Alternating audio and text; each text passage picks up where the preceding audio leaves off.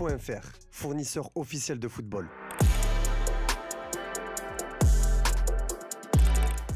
Salut tout le monde et bienvenue dans ce nouveau JT Foot Mercato. On commence avec le PSG qui étudie le recrutement de Khalil Ayari, international tunisien de 20 ans. Mis à l'essai lors de 3 matchs avec l'équipe U23, il a convaincu Luis Campos grâce à sa vitesse et sa technique.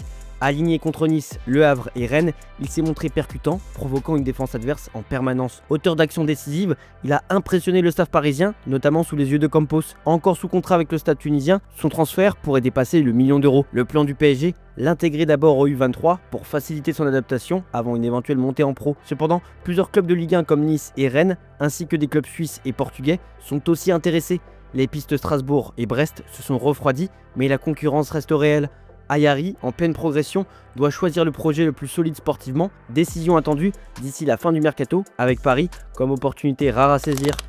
Les débuts de Ligue 1+ ont été très prometteurs le week-end dernier. Nouveau diffuseur du championnat, la chaîne de la LFP a innové avec des images inédites dans le quart des joueurs et des interviews d'arbitres avant les matchs. De nouveaux visages et consultants ont également séduit les fans sur les réseaux. Cette formule a déjà permis à la chaîne de dépasser les 600 000 abonnés, selon Nicolas de Taverneau, directeur général de LFP Média, qui s'est exprimé dans le Parisien et sur RMC. Il a également profité de l'occasion pour annoncer le montant que les clubs de Ligue 1 devraient percevoir grâce aux droits TV à l'issue de la saison. Les revenus de la chaîne, on les a estimés et on va faire grosso modo 170 millions d'euros auxquels il faudra retirer les coûts de production, etc. Il restera 120 millions, donc ça fait quand même des revenus.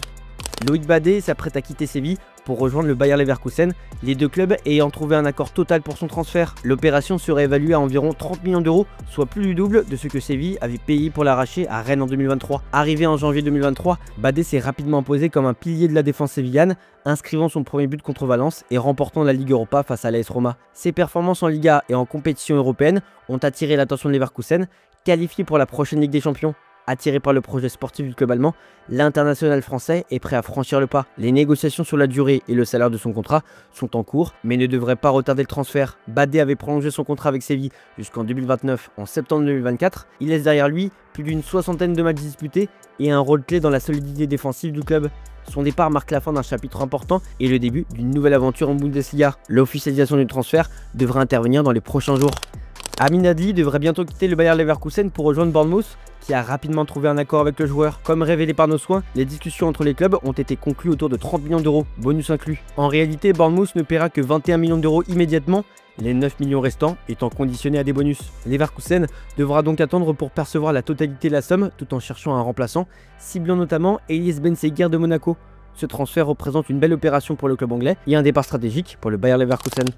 Une fin de mercato agitée. Après avoir sécurisé très tôt l'arrivée de Paul Pogba et Ansu Fati, l'AS Monaco s'apprête à vivre des derniers jours de mercato agrémentés de nombreuses rumeurs de départ. Outre le cas à Kliouche et Benseguir, des bruits de couloir faisaient état d'un départ de Denis Zakaria vers Al Ahly. Ce mardi, le club monégasque a mis fin à ce feuilleton dans un communiqué cinglant transmis aux médias. Suite aux nombreux rapports parus dans les médias ces derniers jours, le club souhaite clarifier la situation et fait savoir qu'il n'y aura pas de départ d'ici la fin du mercato de son capitaine Denis Zakaria, qui a pu faire récemment l'objet d'un intérêt d'un club saoudien. Vous l'aurez compris, le capitaine suisse de 28 ans va rester dans la principauté cet été.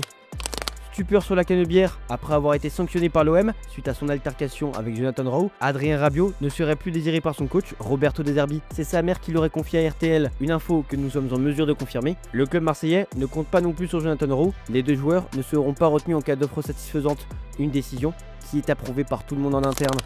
On part à l'étranger désormais, les négociations pour la prolongation de Vinicius Junior au Real Madrid sont actuellement au point mort. Le club propose 20 millions d'euros net par an, sans bonus, tandis que l'entourage du joueur réclame jusqu'à 30 millions d'euros avec variable. Vinicius est lié au club jusqu'en 2027 et perçoit environ 17 millions d'euros net par saison, bonus compris. Ses agents observent son rôle sous Xabi Alonso avant de se prononcer. L'écart de vision entre le joueur et le club bloque tout accord pour l'instant. Des signes de méfiance sont apparus après que Vinicius ait failli être sur le banc en demi-finale de la Coupe du Monde des clubs. L'intérêt de la Saudi Pro League s'est refroidi depuis décembre 2024 et n'est plus d'actualité. Cette absence d'alternative renforce l'importance des négociations avec Madrid. Le contexte sportif et médiatique complique aussi le dossier. Sa saison 2024-2025 étant jugée irrégulière malgré ses distinctions individuelles. La décision finale pourrait intervenir après plusieurs mois d'évaluation selon son rôle dans le projet d'Alonso.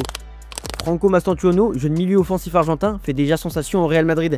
Présenté au Santiago Bernabéu, il pourrait même être titularisé dès le premier match de Liga contre Osasuna, selon les plans de Xabi Alonso. Formé à River Plate, Le joueur de 18 ans a impressionné lors des premiers entraînements par sa condition physique et sa capacité à s'intégrer rapidement au groupe, selon les informations de AS. Il a déjà créé un lien fort avec l'entraîneur et se distingue comme un diamant à polir. La presse spécialisée souligne son impact immédiat à Valdebebas malgré son arrivée récente. Le Real Madrid espère désormais voir ses qualités se confirmer sur le terrain.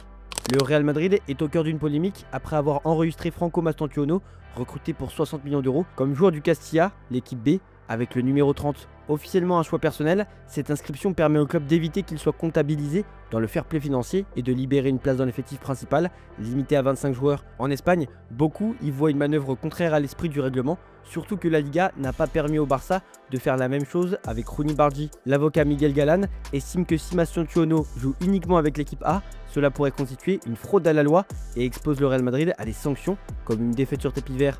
L'affaire pourrait rebondir dès son premier match officiel. Poussé vers la sortie par Manchester United, Højlund pourrait rapidement faire son retour en Serie A. 2 ans après son départ de l'Atalanta, l'attaquant danois est d'ailleurs dans le viseur de l'AC Milan. Interrogé à ce sujet, le directeur sportif Iggy Tare a d'ailleurs confirmé l'intérêt sur la chaîne de télévision Mediaset. Højlund est une bonne option pour nous. On l'évalue en ce moment, mais le mercato est imprévisible. On sait qu'on doit intervenir à ce poste et on sait aussi qu'il faut des joueurs qui peuvent apporter un plus à ce groupe, a expliqué Tare, précisant par ailleurs que le dossier de Dusan Vlahovic était aussi une option. Au FC Barcelone, Hansi Flick envisage sérieusement de revoir son choix de numéro 9. Robert Lewandowski, probablement dans sa dernière saison au club, pourrait se retrouver sur le banc malgré son statut de titulaire. La saison a bien démarré avec une victoire 3-0 contre Mallorca où Lamine Yamal et Rafinha se sont illustrés tandis que Lewandowski était blessé. Le Polonais devrait revenir pour le match contre Levante avec l'objectif d'ouvrir son compteur de but et de rester compétitif face à Kylian Mbappé pour le Pichichi. Cependant, son rôle n'est plus assuré, Ferran Torres ayant montré de solides performances la saison dernière et inscrit un but face à Mallorca.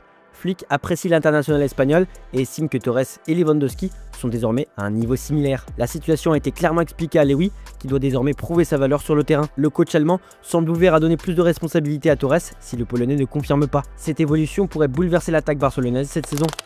L'avenir d'André Onana à Manchester United paraît de plus en plus incertain après son absence contre Arsenal, officiellement pour repos. Ses performances irrégulières la saison passée alimentent les rumeurs de départ et l'Inter Milan suit de près la situation du gardien camerounais, envisagerait même de le rapatrier. Manchester United reste en difficulté dans les buts, Altay Bayindir ayant commis une erreur coûteuse lors du match inaugural. La piste d'un retour de David De Gea est écartée, tandis que d'autres options comme Donnarumma, Emi Martinez ou Sen Lamens circulent. Le dossier Onana pourrait donc s'animer dans les derniers jours de mercato. On passe aux officiels désormais. Ce mardi, Middlesbrough a annoncé une recrue de poids pour son entrejeu.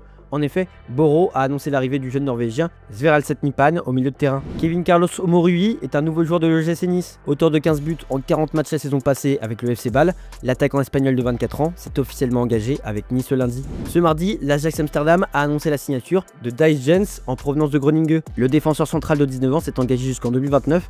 Il sera prêté dans la foulée à Groningen. Le jeune attaquant du Paris FC Omar Sissoko est prêté 1 an sans option d'achat à Pau en Ligue 2. Depuis la saison passée, Jérôme Boateng a essayé de se relancer avec le LASK. Finalement, l'aventure autrichienne a tourné court.